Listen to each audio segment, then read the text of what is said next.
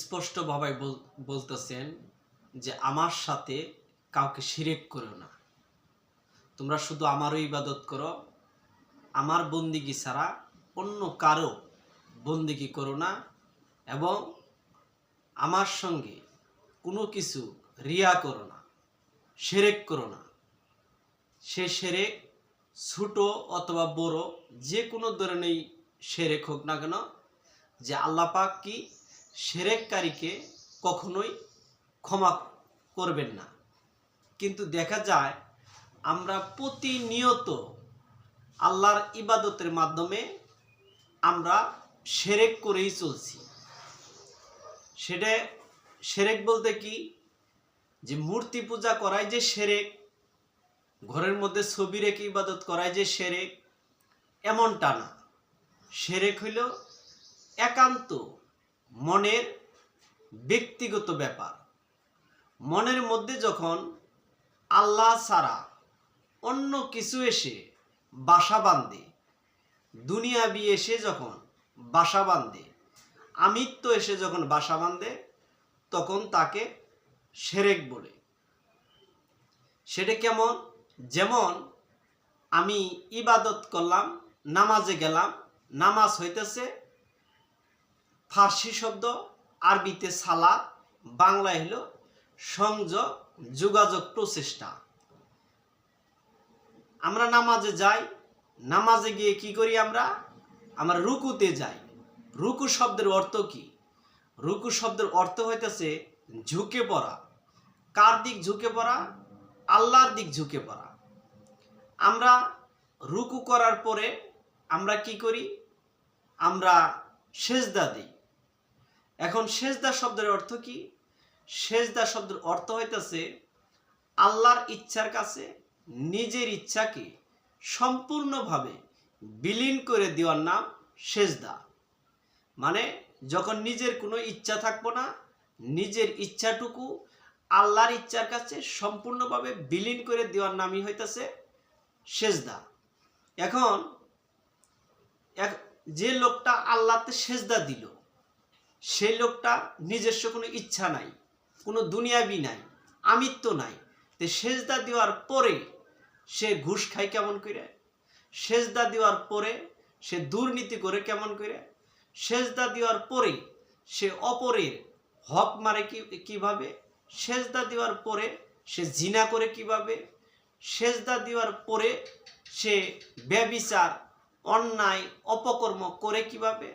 তার মানে হইতেছে তার সেজদা যে অর্থ সে তাহা বুঝে নাই, এবং বুঝলেও সে আল্লাহর ইচ্ছার কাছে নিজের ইচ্ছাকে সম্পূর্ণভাবে বিলীন করে দেয় নাই। আমি গেলাম সেজদাতে, আমি সেজদা দিলাম, সেজদা দেওয়ার পরে আমার মনের ভিতরে একটা ছবি বাসলো যে কি, যে আমি গরুটা আমি অমুক জায়গায় বাঁধিছি, এখন গরুটা ওইখান থেকে ছুটে অন্যের খ্যাতি খায় কি না, আমার এটা মনে পড়লো। আমি গেছি নামাজে, আমি সেজদা দিলাম আল্লাহতে, দেওয়ার পরে আমার মনের ভিতরে ছবি বাসলো কি, যে গরুটা ছুটলো কিনা। এটাই শিরক। যেখানে আমার সমস্তটা আল্লাহতে বিলীন হওয়ার কথা, সেখানে আমার মনের ভিতরে ছবি আসলো গরু। অথবা আমি সেজদা দিলাম, সেজদা দেওয়ার পর আমার মনে হইল যে আমার বাড়িটা দুতলা আছে, 3 তলা কমপ্লিট করতে হবে। যেখানে আমি আল্লাহতে সেজদা দিলাম, সেখানে আমার মনের মধ্যে কোন ছবি এসে ভাসলো, যে 2 তলা বাড়িটাকে 3 তলা করতে হবে। এটাই শিরক। আমি আল্লাহতে সেজদা দিলাম, আল্লাহর ইচ্ছার কাছে নিজের ইচ্ছাকে সম্পূর্ণভাবে বিলীন করলাম। বিলীন করার পরে আমি কি করলাম, যে মনের ভিতরে একটা বাসনা করলাম যে ছেলেটাকে আমি বড় অফিসার বানাবো, চেয়ারম্যান বানাবো, মেম্বার বানাবো। তার মানে আমি দুনিয়াবি চিন্তা করলাম। এটাই শিরক।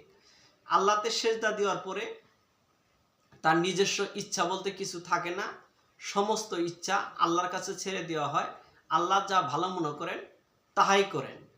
কিন্তু আমরা দেখি যে আমাদের মনের ভিতরে যে সব সময় এই আমিত্বই ঘুরপাক খায়, লোভ, মোহ, মাৎসর্য, কাম, ক্রোধ, অহংকার, হিংসা, গীবত, এগুলোই আমার মনের ভিতরে বারবার ঘুরপাক খায়। এগুলোই হইতেছে শিরক। ওই ঘরের মধ্যে ছবি, ঘরের মধ্যে ওয়ালের ভিতরে যে ছবি আছে, এই ছবি আমার ইবাদতের কোনো ক্ষতি করে না। ক্ষতি করে কোনটা? আমি যখন এই আল্লাহতে সেজদা দিলাম, আমার মন আল্লাহতে বিলীন না হয়ে মনের ভিতরে দুনিয়াবি যাবতীয় চিন্তা ভাবনা মনের ভিতরে আসলো, এর নামই শিরক। এটার থেকে মুক্ত হইতে পারলেই, গায়রুল্লাহ থেকে মুক্ত, তখনই আল্লাহতে বিলীন হওয়া হয়। আল্লাহতে বিলীন হইলেই একটা মানুষ তখন মুমিন হয়। যতক্ষণ না মুমিন হইতে পারবো, যতক্ষণ না মুসলমান হইতে পারবো, ততক্ষণ আমরা এই দুনিয়ার মধ্যেই থাকবো। আর দুনিয়ার মধ্যে থাকা মানে হইতেছে শিরক করা। মনের ভিতরে যাবতীয় কুচিন্তা, মনের ভিতরে দুনিয়াবি চিন্তা হইতেছে শিরক। এই শিরক থেকে মুক্ত হয় জন্যই প্রত্যেকটা নবী রাসূল, ওলিয়া উলিয়া পৃথিবীর ভিতরে আগমন করেছেন। এই শিক্ষাই তারা দিয়েছেন, যাতে আমাদের মনের ভিতরে যে আমিত্ব ভাব, সে আমিত্ব ভাবটাকে আমরা ত্যাগ করে আল্লাহতে বিলীন হতে পারি, আল্লাহতে ফানা হতে পারি, আল্লাহ এবং রাসূলের গুণে গুণাবলী হতে পারি, এবং শিরক মুক্ত হতে পারি। শিরক মুক্ত হতে পারলেই আমরা মুসলমান। আর মুসলমান না হয়ে প্রত্যেককে কবরে যাওয়া আল্লাহ পাকের পক্ষ থেকে নিষেধ। আমরা যখন মুসলমান হইতে পারবো, তখন কবর আমাদের জন্য রয়েছে শান্তি। আর যদি মুসলমান না হইতে পারি, শিরক মুক্ত না হতে পারি, আমাদের জন্য রয়েছে প্রচণ্ড